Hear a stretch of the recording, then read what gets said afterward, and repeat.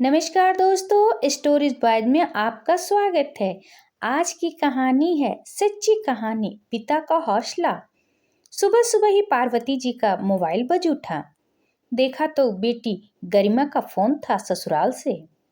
जल्दी से पति सुशांत जी को उठाया।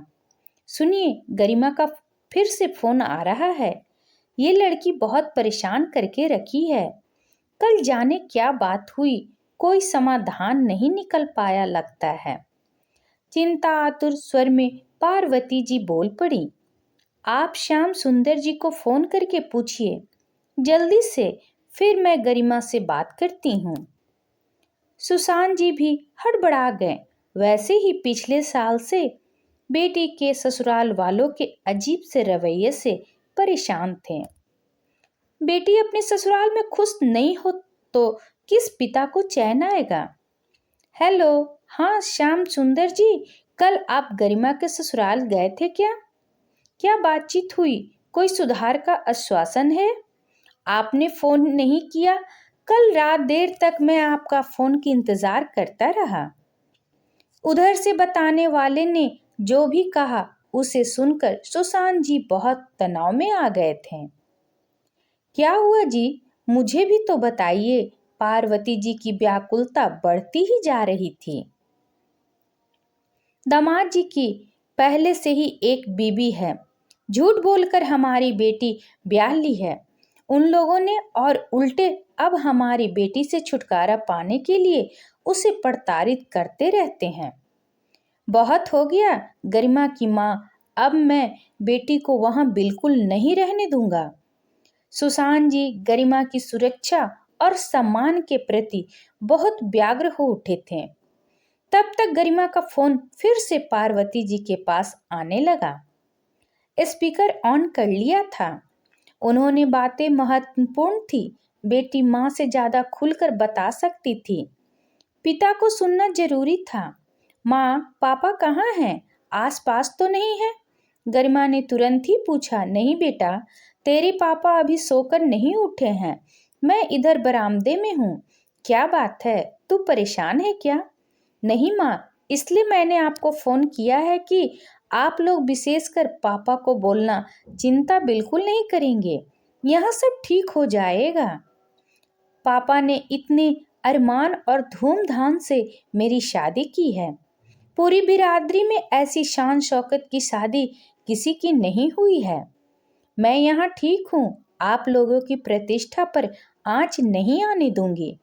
बस माँ, अब रखती हूँ। आप पापा को समझा देना। नहीं बेटा, तू हम लोगों की चिंता बिल्कुल न कर। मैंने तुझे खामोशी से अन्याय सहन करने के लिए नहीं पढ़ाया लिखाया है। तेरी कोई गलती नहीं है, ना ही हम लोगों की। जिन्होंने गलती की है उन्हें डरना चाहिए, ताकि आइंदा से इस तरह झूठ और फरेब की आड़ में किसी बेटी की बलि न चढ़े। सुशांत जी मोबाइल लेकर बोल पड़े। पापा, मैं क्या करूं? इतना ही कह गरिमा रो पड़ी और फोन कट गया। ऐसे कैसे ले आएंगे मायके? उसे चारों तरफ बदनामी फैलेगी। अब वो पराई धन है, वही उसका घर है। बेटी ससुराल जाती है तो फिर अर्थी पर ही आती है। पुराने लोग ठीक ही कह गए हैं, सारी बिरादरी में भद उड़ेगी। इससे शादी कौन करेगा? स्त्री को धरती माँ की तरह ही बहुत कुछ झेलना पड़ता है। कहते पार्वती की आंखें बिटिया को याद करके भर आई और गला रुंध गया। नहीं पार्वती, मैंने अपनी बेटी का नाम गरिमा ऐसे ही नहीं रखा है। मुझे ससुराल में भी उसकी गरिमा की चिंता है, जो खतरे में है। झाड़ू मारो ऐसे रिवाजों पर जो बेटी की अर्थी पर ही लाने की बात कहते हैं। मैं तो बिना देरी किए बैंड बाजे के साथ लाऊंगा।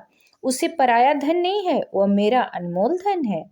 यह घर अभी भी उसी का ही है। हमारी बेटी हम लोगों का ख्याल करके कुछ बता नहीं रही है, लेकिन उन झूठे लोगों ने उसका क्या हाल किया होगा, मुझे सब दिखाई पड़ रहा है।